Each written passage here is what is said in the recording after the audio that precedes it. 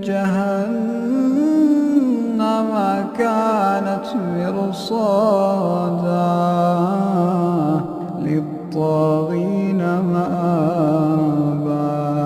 لابثين فيها أحقابا لا يذوقون